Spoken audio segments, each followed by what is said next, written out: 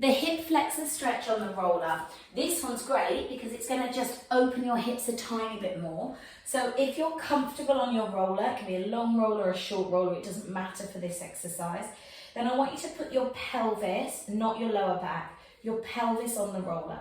I want you to straighten one leg towards the floor, and if your hips are super tight, you might find they don't want to go to the floor, but they should do after you've laid here for a little bit and given it some breathing. And then the other leg comes in towards your chest. Now make sure the roller's in the right place for you.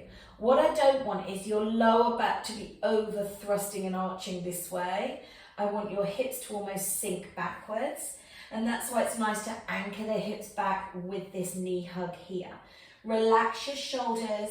Breathe into it. You should feel this really deep stretch here through the front of those hips.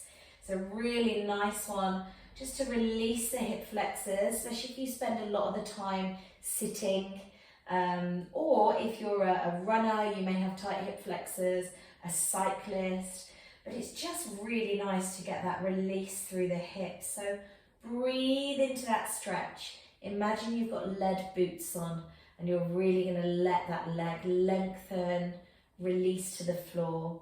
And we're going to go for 20 to 30 seconds, and then we're going to switch those legs over and do the same thing on the other side, making sure the hips are comfortable on the roller. Make sure you're not going too high or low with the roller, and make sure the pelvis pulls back towards you slightly rather than lifts and overarches into your lower back. You're going to relax into that again, breathe. The really deep breathing sometimes starts to increase that stretch. You can feel it as you breathe in, just starting to release and increase the stretch.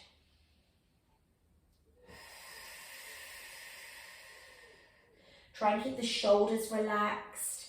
Keep that knee hug to where you can. You can always have one hand on the ground if you need a little bit of stability.